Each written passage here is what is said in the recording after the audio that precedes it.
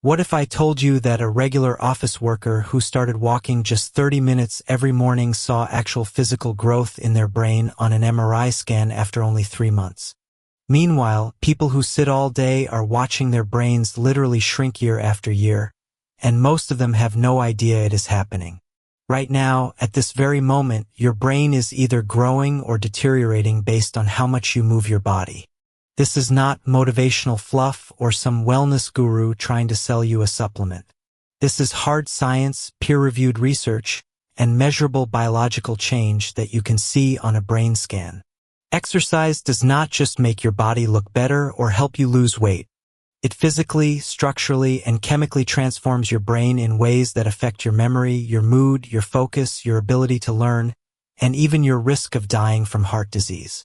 Today we are going to break down exactly how this works, what the research actually says, and most importantly, what you can do about it starting in the next 60 seconds. Let me start with one of the most famous neuroscience studies ever conducted. Researchers in the United Kingdom studied the brains of London black cab taxi drivers who had to memorize 25,000 streets to earn their license. When they scanned these drivers' brains, they found something remarkable. The hippocampus, the region responsible for spatial awareness and memory, was significantly larger than in the average person. Now let me translate this to an American context. Imagine a rideshare driver in Manhattan who has memorized every single street, alley, shortcut, and detour across all 5 boroughs without ever using GPS. Their brain would physically change from processing all that spatial information day after day. This was not a coincidence or a genetic fluke. The brain literally grew in response to being used. The more these drivers exercised that particular brain region, the bigger it got. This principle applies to every single one of us. The parts of your brain that you use regularly will develop and strengthen. The parts you neglect will wither and shrink. Think of it like a muscle, except it is even more dramatic than that because we are talking about actual structural changes visible on medical imaging. On the surface of your brain, there is a layer of nerve cells called gray matter. Thicker gray matter is associated with better cognitive function, sharper thinking, and stronger memory. People who exercise consistently have measurably thicker gray matter than people who do not. For decades, scientists believed that nerve cells could not regenerate. You were born with all the neurons you would ever have, and it was all downhill from there. But recent research has completely overturned that assumption. We now know that new neurons are continuously being created, particularly in the hippocampus, the memory center of your brain. This process is called neurogenesis, and exercise is one of the most powerful triggers for it. But here is where it gets interesting, and where most people miss the crucial detail. Even if exercise creates brand new neurons in your brain, those neurons will die if you do not use them. Researchers at the Salk Institute in California ran an experiment where they had lab mice run on exercise wheels. The running caused a massive surge in new neuron production. But when they let the mice just sit around afterward without any mental stimulation or learning challenges, those brand new neurons disappeared. They simply died off. It is like a factory producing thousands of products but never shipping them out. They just pile up in the warehouse and eventually get thrown away. The key insight here is that you need to learn something after you exercise. When you work out, your brain produces fresh neurons that are ready to be wired into your neural network. But they only get wired in if you give them a job to do.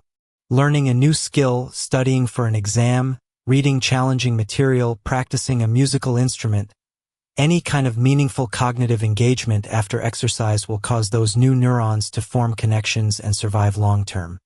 This is why the optimal routine for anyone trying to learn something, whether you are a college student studying for finals, a professional working toward a certification, or someone learning a new language, is to exercise in the evening, study immediately afterward, and then go to sleep. The exercise creates the new neurons, the studying wires them into your memory networks, and sleep consolidates everything into long-term storage. It is a three-step process that leverages your biology for maximum learning efficiency. On the other hand, morning exercise is phenomenal for alertness and productivity. If you have a demanding workday ahead with meetings, deadlines, and complex problem solving, exercising first thing in the morning floods your brain with neurochemicals that enhance focus and mental clarity for hours afterward. The real takeaway is not about when you exercise, but about what you do after you exercise. That post-workout window is precious neurological real estate. Use it wisely. Now let me tell you about something that has been generating enormous buzz in the fitness and medical communities. A study published in Nature Medicine analyzed data from over 25,000 people tracked over 7 years. The findings were staggering. People who did just 1 to 2 minutes of vigorous exercise per day, we are talking about 60 to 120 seconds total, saw their overall mortality risk drop by nearly 40%. Cardiovascular disease deaths dropped by 50%. Let that sink in for a moment. Most pharmaceutical drugs cannot produce results anywhere close to that. Medications that reduce heart disease risk by even 15 or 20% are considered blockbusters. And here we are talking about 1 to 2 minutes of movement per day, outperforming most of what modern medicine can offer. What made this even more shocking was that when researchers compared this group to people who exercised for an hour or more per day, the difference in outcomes was surprisingly small. The law of diminishing returns kicks in hard after those first few minutes. This does not mean longer workouts are useless. They absolutely provide additional benefits. But it does mean that the excuse of not having enough time is completely and permanently demolished. Another smaller study took people who had been sitting for 3 consecutive hours and compared them to people who stood up every 20 minutes and did 15 squats. The differences in blood flow to the brain, sustained attention, and learning capacity were stark and immediate. For the millions of Americans who spend 8, 10, 12 hours a day sitting at desks, in cars, or on couches, this is probably the most actionable piece of health information you will ever encounter. So here is what I want you to do right now. Stand up.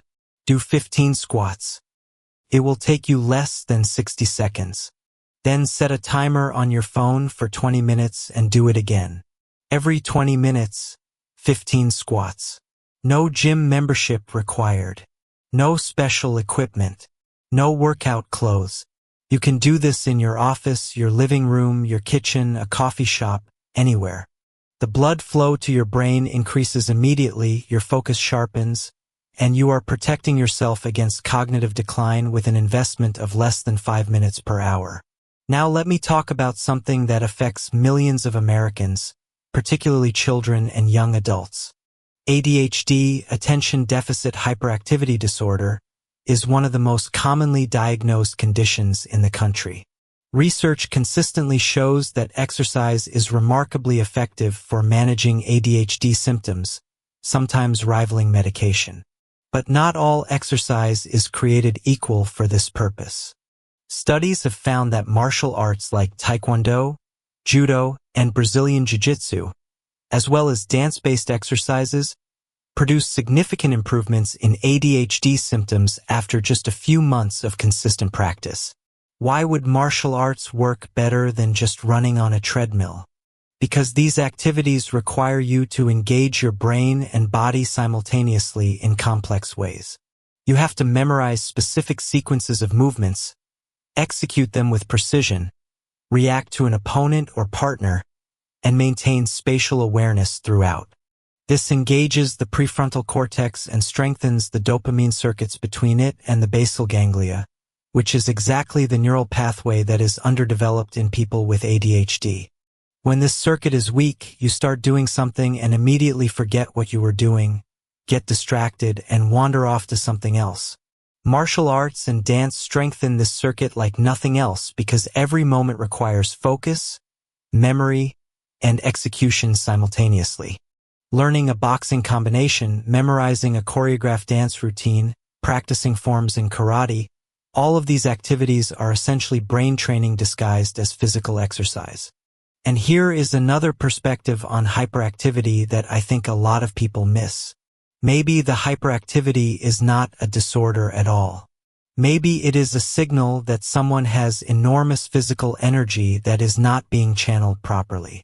If you take someone who cannot sit still, who fidgets constantly, who bounces off the walls, and you put them through a rigorous physical training session, swimming 2,000 meters, running 5 miles, an hour of intense martial arts, that restless energy gets burned off constructively. After a sufficiently intense workout, the urge to move constantly simply disappears because the body has gotten what it needed. The hyperactivity had a purpose. It was trying to tell you something. Since we are on the topic of dopamine, let me connect this to addiction recovery, which is one of the most overlooked applications of exercise.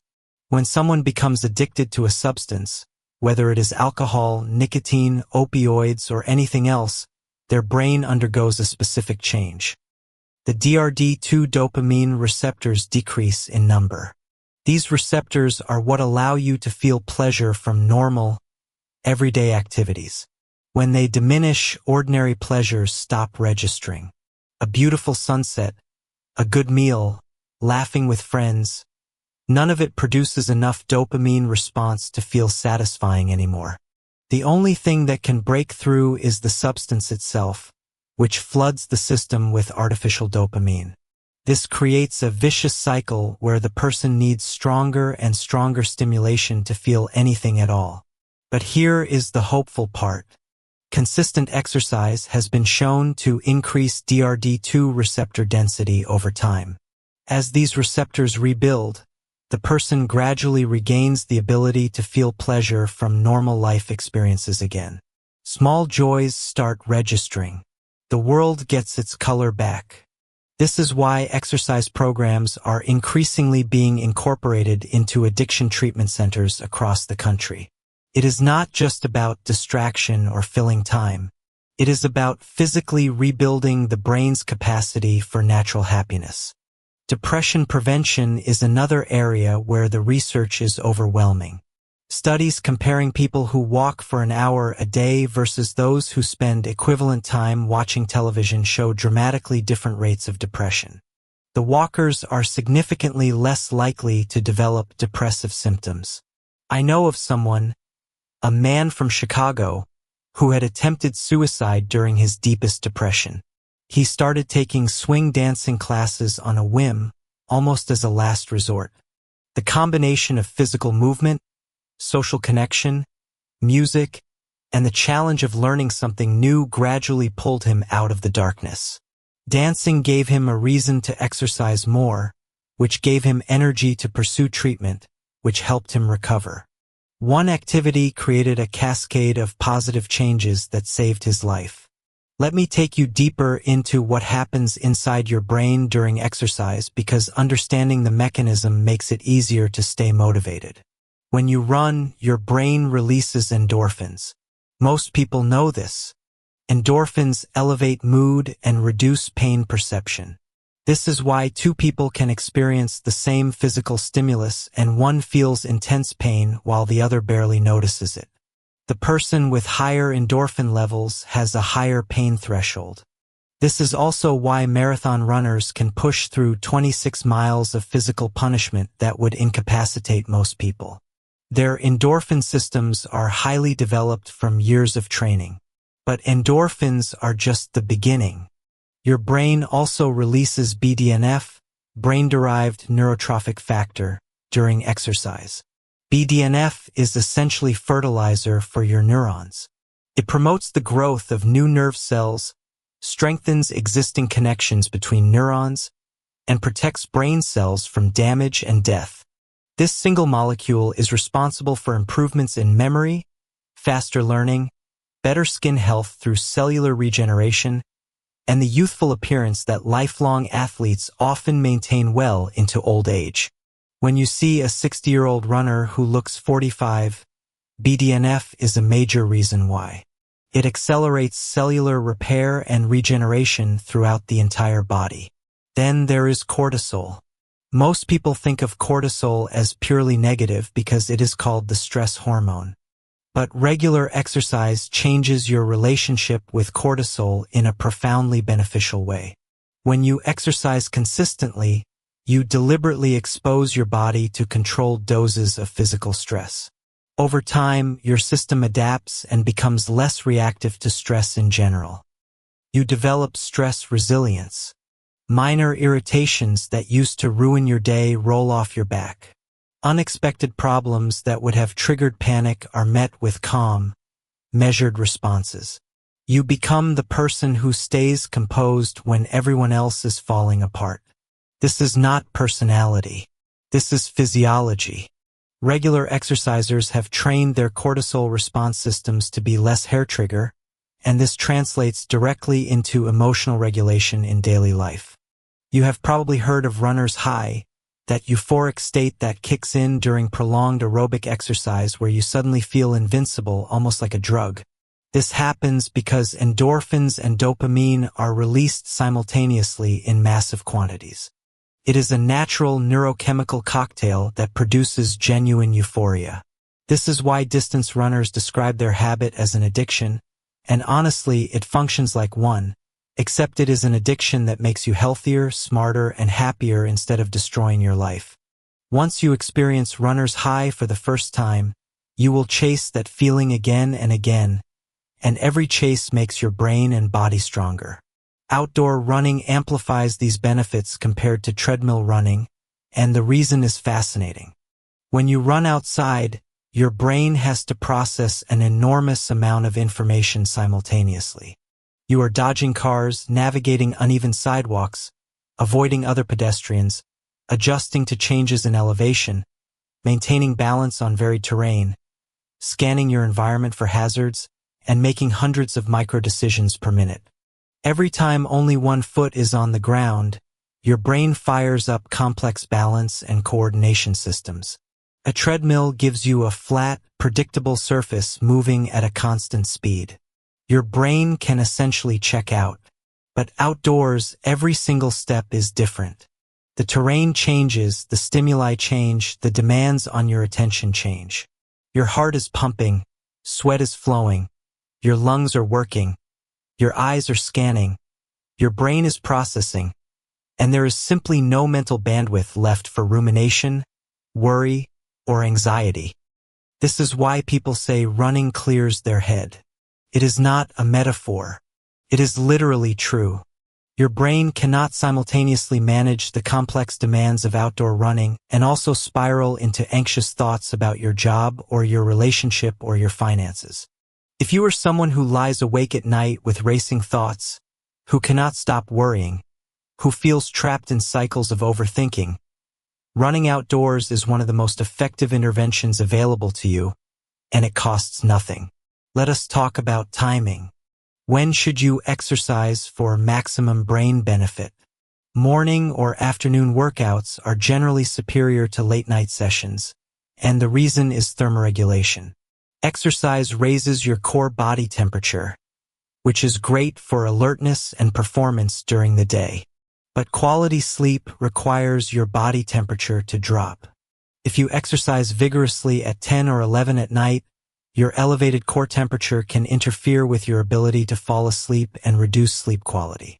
That said, if nighttime is genuinely the only window in your schedule and you sleep fine afterward, then nighttime exercise is still infinitely better than no exercise at all. The best time to work out is the time you will actually do it consistently. Do not let perfect become the enemy of good. For frequency and intensity, the research suggests a minimum of 4 times per week, 40 minutes per session, at an intensity that gets your heart rate up and makes you breathe hard. If you can comfortably carry on a full conversation while exercising, you are probably not pushing hard enough to trigger the neurochemical cascade we have been discussing. A casual stroll while chatting with a friend is lovely for your mental health and social connection, and it is certainly better than sitting on a couch, but it will not produce the brain-building effects of genuine cardiovascular exertion. Your target heart rate should be roughly 60 to 80% of your maximum heart rate. A simple formula is 220 minus your age for your estimated maximum, then multiply by 0.6 and 0.8 for your target zone. For a 40-year-old, That means keeping your heart rate between 108 and 144 beats per minute during exercise. Starting safely is critical, especially if you have been sedentary for a long time. Do not go from 0 to running 5 miles on day 1. You will hurt yourself, get discouraged, and quit. Start with 1 session per week. Add 10 minutes per session or half a mile per week. Stretch before and after every workout. Hydrate properly. If you are over 40, pay extra attention to your joints. Knees, ankles, hips, and shoulders are all vulnerable to overuse injuries when you ramp up too quickly. And please do not exercise when you are sick or hungover.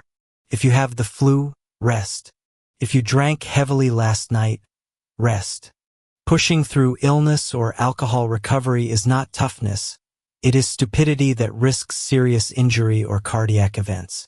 Skipping your running group because your body is telling you to rest is not weakness. It is wisdom. Your body sends signals for a reason. Ignoring those signals leads to injuries that can sideline you for weeks or months, which is far worse than missing 1 session. If you struggle with motivation and cannot seem to exercise alone, join a running club. There is a reason these groups have exploded in popularity across every major American city. The psychology is simple. When you commit to showing up for other people, you show up. When it is just you and an alarm clock, the snooze button wins. Running with a group means accountability, encouragement, and camaraderie. You push each other on hard days, celebrate milestones together, and form friendships built on shared suffering and triumph. The social component also provides its own brain benefits, since human connection is independently associated with cognitive health and longevity.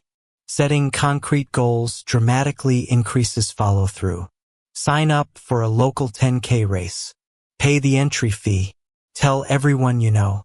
Once you have money on the line and your reputation at stake, skipping training runs becomes much harder. Post your training progress on social media if that motivates you. Some people thrive on public accountability. The specific mechanism matters less than the result, which is getting you out the door consistently. The single most important step is the first one. Do not spend 3 weeks researching the perfect running shoes, the optimal training plan, the ideal pre-workout nutrition protocol. That is procrastination disguised as preparation. Put on whatever shoes you own right now, walk outside, and move your body for 5 minutes. That is it. That is the beginning.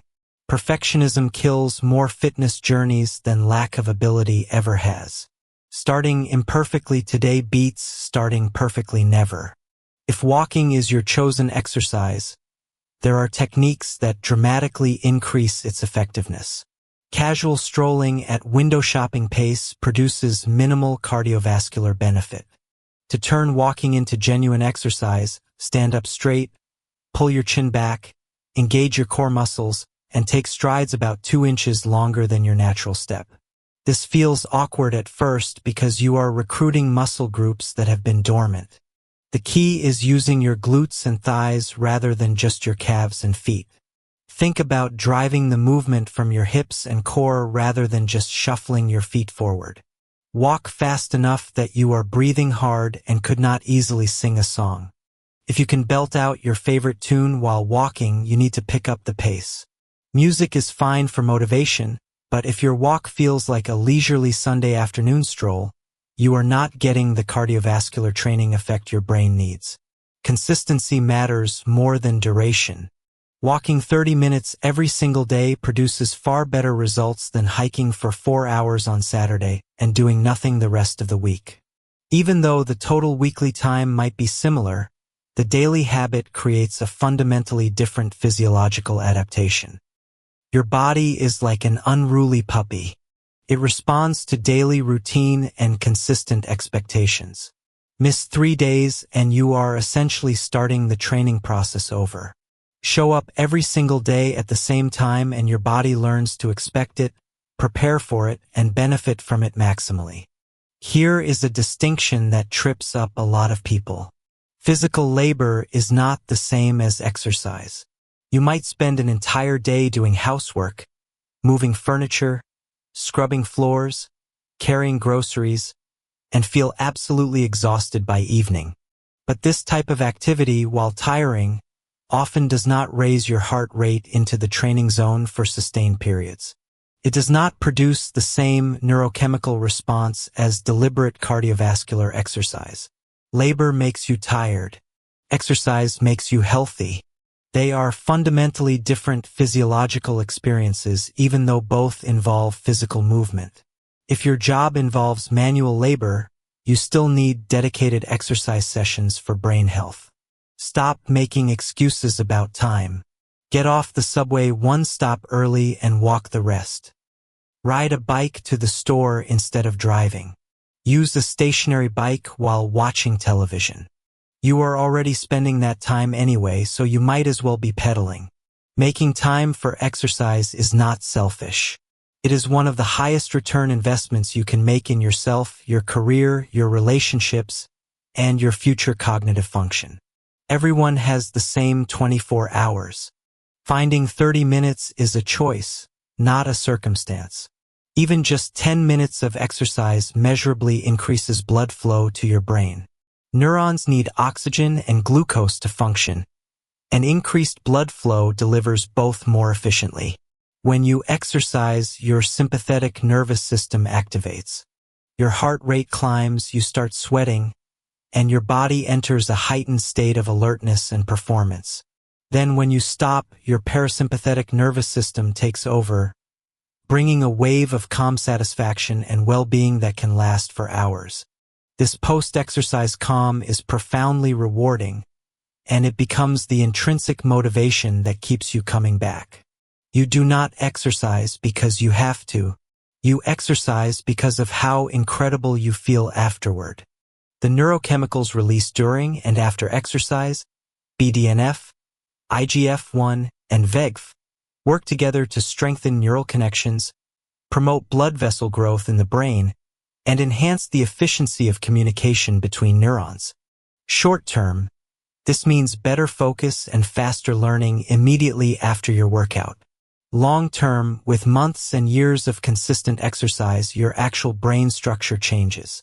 Gray matter thickens, white matter connections strengthen, and brain volume increases in regions associated with memory and executive function. A fascinating study looked at elderly patients with mild cognitive impairment, the stage between normal aging and dementia. Researchers divided them into 3 groups. The first group received medication only. The second group received medication plus cognitive training exercises like puzzles and memory games. The third group received medication, cognitive training, and regular physical exercise. After 3 months, MRI scans showed that the third group, the one that included exercise, had measurably larger brain volumes than the other 2 groups. The combination of pharmaceutical intervention, mental stimulation, and physical exercise produced structural brain changes that neither drugs nor brain games alone could achieve. But here is the sobering reality. When they stop exercising, those gains reverse. The brain shrinks back. Use it or lose it is not just a saying. It is a fundamental law of neurobiology. This is a lifetime commitment, not a 12-week program. I want to share a real case that illustrates how powerful lifestyle changes can be. A woman in her early 70s in Denver was showing declining cognitive scores on every annual assessment. She lived alone, rarely left her apartment, and had minimal social stimulation or physical activity. Her family arranged for a relative to move in with her, and together they started going on daily walks to the park, visiting farmers markets, exploring different neighborhoods, and generally engaging with the world. At her next cognitive assessment, her scores had stabilized and in some areas actually improved. No new medications. No expensive treatments, just movement, social connection, and environmental stimulation. Sometimes the most powerful medicine is simply living an engaged life. There is even research suggesting that mental imagery of exercise can activate motor neuron pathways.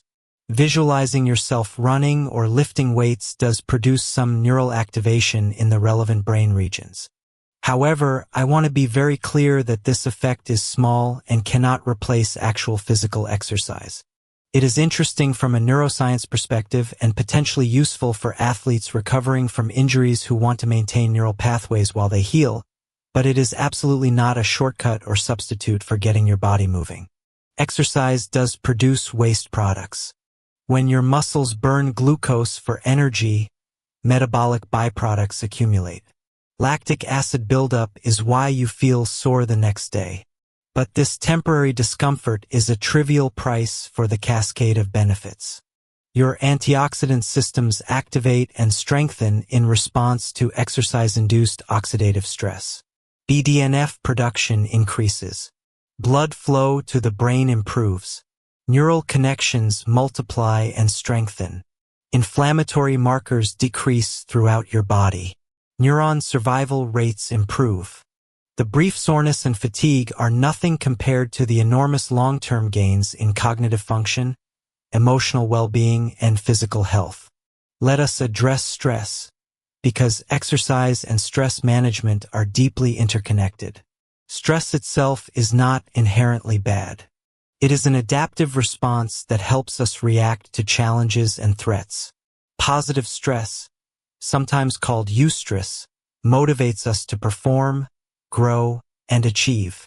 The problem is chronic, unrelenting stress that never resolves. Chronic stress causes systemic inflammation, headaches, high blood pressure, metabolic disorders, and is implicated in everything from heart disease to cancer. It is legitimately one of the most dangerous conditions in modern life. Psychologically, chronic stress manifests as insomnia, depression, panic attacks, anxiety, and severely impaired concentration. Many people who visit their doctor worried about memory loss and possible early dementia actually turn out to be suffering from depression and chronic stress. Their memory is fine. Their brain is fine. But stress has so thoroughly impaired their cognitive function that it mimics neurodegenerative disease. Once the underlying stress and depression are treated, their memory returns to normal. Managing stress effectively starts with distinguishing between urgent tasks and important tasks. Things that are both urgent and important obviously get handled first. But far too many people spend their entire lives reacting to things that feel urgent but are not actually important. Your boss emails you at 5 p.m. saying they need something by tomorrow morning, but is it genuinely critical or just their poor planning creating artificial urgency? Learning to identify and push back on false urgency is one of the most important stress management skills you can develop. Meanwhile, the things that are truly important but not urgent, like regular exercise, reading, continuing education, quality time with family, maintaining friendships, these are exactly the activities that protect you against stress in the first place. People who consistently invest time in these non-urgent but important activities build a reservoir of resilience that carries them through genuinely stressful periods. Things that are neither urgent nor important should be eliminated from your life without guilt. This simple framework, borrowed from productivity experts but grounded in psychological research, can transform your relationship with stress almost immediately. Research from Harvard University spanning decades and tracking thousands of participants has consistently shown one factor above all others predicts life satisfaction and well-being: the quality of your relationships. Not wealth, not career success, not physical health, not intelligence. Relationships. People with strong social connections report higher happiness regardless of income level. People with high incomes but poor relationships report lower life satisfaction than people with modest incomes and rich social lives. This connects back to exercise because group fitness activities, running clubs, recreational sports leagues, and gym communities all provide both physical and social benefits simultaneously. As technology has advanced, we have systematically replaced human interactions with automated ones. Self-checkout kiosks, food delivery apps, remote work, online shopping. Each of these is individually convenient, but collectively they have eroded our daily practice of basic human interaction. Many people, especially younger generations, now find even minor social exchanges stressful because they have so little practice with them. The convenience we have gained has come at the cost of social resilience. When stress hits, too many people reach for oral fixes. Alcohol, cigarettes, junk food, vaping. They all involve putting something in your mouth for temporary relief. And they all provide short-term comfort while creating long-term damage. The alternative is simple. Go outside and run. Sweat. Push your body. After a hard workout, the craving for alcohol or nicotine or processed sugar drops dramatically because your brain has already gotten its dopamine fix through a healthy channel. Exercise is not just an alternative coping mechanism. It is a superior one in every measurable way. Let me bring everything together. Exercise physically enlarges your brain. It creates new neurons in the hippocampus, prevents and treats depression. It manages chronic stress. It improves focus, attention, and learning ability. It helps people recover from addiction by rebuilding dopamine receptors. It produces natural euphoria through endorphins and dopamine. It strengthens your resilience to stress through cortisol adaptation. Promotes cellular regeneration throughout your body. It reduces inflammation. It improves sleep quality. It extends your lifespan. It reduces your risk of dying from heart disease by up to 50%. And it requires as little as 1 to 2 minutes per day to start producing measurable benefits. There is no pharmaceutical drug, no supplement, no meditation app, no biohacking gadget that can match the breadth and depth of benefits that regular physical exercise provides. It is the single most powerful intervention available for human health and cognitive function, and it is completely free. So here is your action plan. Right now, stand up and do 15 squats. Set a 20-minute timer and do 15 more when it goes off. Tomorrow morning, walk for 30 minutes before you start your day. This weekend, look up running groups in your area and attend one. Next month, register for a local 5K or 10K race. Tell your friends and family about your goal. Post it publicly if that motivates you. Start small, stay consistent, and let momentum build. Do not wait for the perfect moment, the perfect shoes, or the perfect weather. There will never be a better time than right now. A year from now, you will either be grateful that you started today, or you will be making the same excuses you are making now. Your brain is either growing or shrinking with every hour that passes. The choice is yours, and the clock is already running. Today is the earliest you can possibly begin. So begin.